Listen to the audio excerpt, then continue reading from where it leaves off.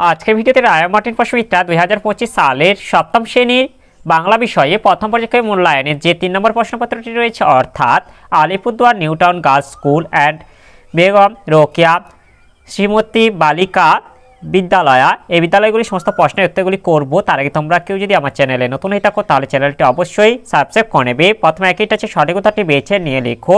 একের এক আছে কুতুবের সঙ্গে পাল্লা দিয়ে মিনার গড়তে আরম্ভ করেন, এটা হবে আলাউদ্দিন খলজি। এরপরে একের দুই আছে পাগলা গণেশ একটি, এটা হবে কল্পবিজ্ঞান বিষয়ক গল্প। এরপর একের তিন আছে খুব বড় চিত্রকর হবে তুমি, কে কথা বলেছেন, এটা হবে খোকনের আঁকার শিক্ষক। এরপরে একে চার আছে বনফুল ছদ্মনামে লিখতেন, এটা হবে বলাইচাঁদ মুখোপাধ্যায়। এরপর একের পাঁচ আছে ছন্দে আছে ঝড় বাদলে, ছন্দ আছে, এটা হবে জোছনাতে। এরপরে একের ছয় আছে কোকোনট শব্দের অর্থ হলো, এটা হবে লাল পদ্ম। এরপর একের সাত আছে যাহার নাম শব্দটি, এটা হবে আরবি শব্দ। এরপরে অথবা এটা আছে প্রদত্ত কোনটি তদ্ভব শব্দ, এটা কানাই হবে। এরপর একের আট আছে সংস্কৃত থেকে একাধিক বিবর্তনের মধ্য দিয়ে সৃষ্ট শব্দকে বলে, এটা হবে তদ্ভব শব্দ। এর অথবা এটা আছে যেসব তৎসম শব্দ বাংলা ভাষায় গৃহীত হওয়ার পরেও উচ্চারণ বিকৃতির কারণে রূপ বদলেছে তাদের বলা হয় অর্ধ তৎসম শব্দ। এরপর দুই দিকে আছে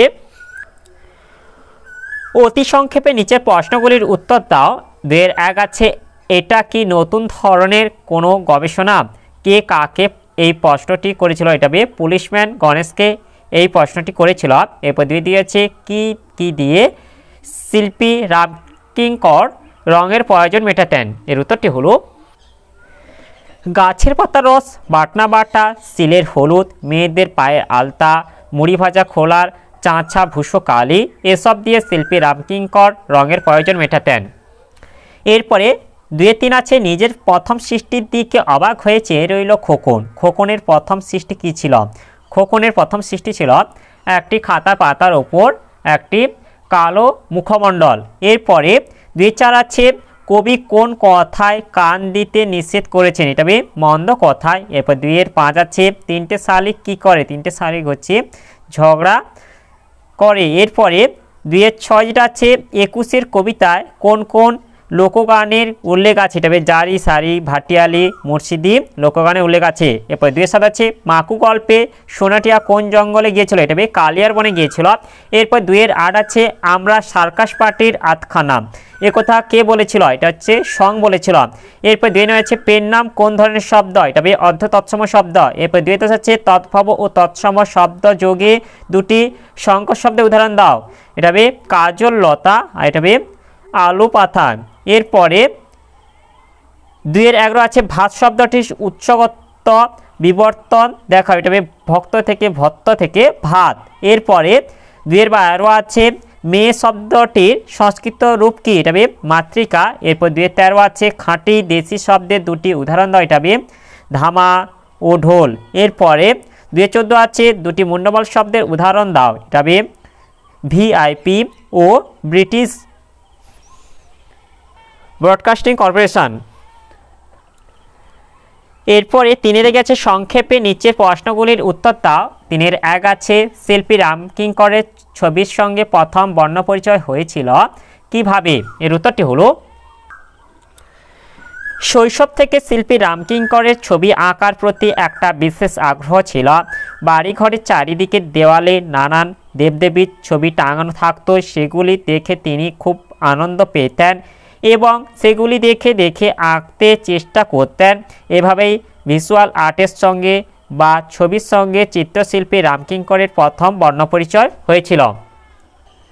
এরপরে অথবা এটা আছে প্রকৃতির দৃশ্যের যে বদল অহরহ হয় তা খোকন কিভাবে বুঝলো, এর উত্তরটি হলো খোকন ছোটবেলা থেকে ছবি আঁকতে ভালোবাসত। স্কুল জীবন থেকে টুল টেবিল চেয়ার কলসি গরু প্রভৃতি ছবি আঁকা সে শিখেছিল অনায়াসে।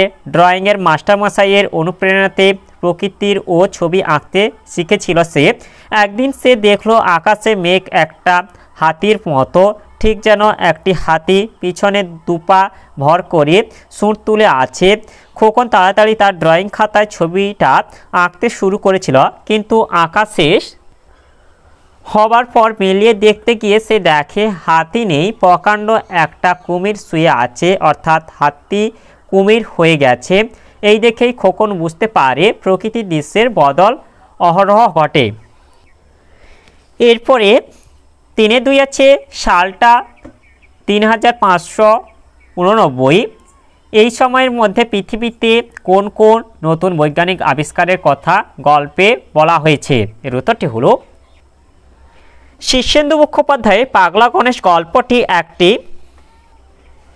কল্পবিজ্ঞানের কাহিনী। আলোচ্য গল্পে 3589 সাল নাগাদ পৃথিবীতে কেমন অবস্থা তৈরি হতে পারে তারই ইঙ্গিত দিয়েছেন লেখক। উক্ত সময়ে নতুন নতুন বৈজ্ঞানিক আবিষ্কার ঘটবে পৃথিবীতে, যেমন ওই সময়ের মধ্যে মাধ্যাকর্ষণ প্রতিরোধকারী মলম আবিষ্কৃত হবে, যার ফলে পৃথিবীতে নানা রকম উড়ানযন্ত্র আবিষ্কারের হিড়িক পড়ে যাবে। মানুষ মৃত্যুঞ্জয় টনিক আবিষ্কার করবে, সূর্যের আরও 2টি গ্রহ আবিষ্কৃত হবে এবং জানা যাবে যে সূর্যের আর কোনো গ্রহ নেই। ইতিমধ্যে চাঁদ, মঙ্গল, শুক্র গ্রহে মানুষ ল্যাবরেটরি স্থাপন করবে। এরপরে অথবাটা আছে এ মিনতি করি পদে কবি কার কাছে কি প্রার্থনা জানিয়েছেন? এর উত্তরটি হলো কবিতা দেশমাতৃকা তথা বঙ্গভূমির কাছে প্রার্থনা জানিয়েছেন যেন দেশ মা তাকে মনে রাখেন। প্রবাসে থাকাকালীন যদি তার মৃত্যুও হয় তাতেও তিনি দুঃখ পাবেন না। যদি দেশমাতা তাকে মনে রাখেন তাহলে যমকেও তিনি ভয় পান না। এরপরে 3-3 আছে আঁকা লেখা কবিতায় কবি যখন ছড়া লিখতে শুরু করেন তখন চারপাশের প্রকৃতিতে কি কি পরিবর্তন ঘটে? এর উত্তরটি হলো কবি যখন ছড়া লিখতে শুরু করেন তখন চাঁদের আলো পুরু হয়ে মাঠে জমে ওঠে দুধের স্বরের মতো, আর বাতাস ঈষৎ কাঁপতে থাকে। এরপরে 3-4 আছে মাছরাঙা পাখি কেমন দেখতে, সে মৎস্য শিকার ভুলে যায় কেন? এর উত্তরটি হলো মাছরাঙা অত্যন্ত রঙিন পাখি, লাল, নীল, হলুদ রঙে পূর্ণ তার দেহ, তবে নীল রঙের প্রাচুর্য অধিক। সে কবির ছবিকে পূর্ণতা দিতে এবং রঙিন করতে তার নীল রং ধার দিতে গিয়ে মৎস্য শিকারে উদাসীন হয়ে পড়ে। তাহলে আজকের ভিডিওতে আমরা সপ্তম শ্রেণীর বাংলা বিষয় যে 3 নম্বর প্রশ্নপত্রটি ছিল তা সম্পূর্ণ করলাম। আর তোমরা কেউ যদি আমার চ্যানেলটা এখনও সাবস্ক্রাইব করে রাখোনি তাহলে চ্যানেলটা অবশ্যই সাবস্ক্রাইব করে নেবে এবং ভিডিওটি ভালো লাগলে ভিডিওটিকে অবশ্যই লাইক, কমেন্ট ও শেয়ার করে দেবে।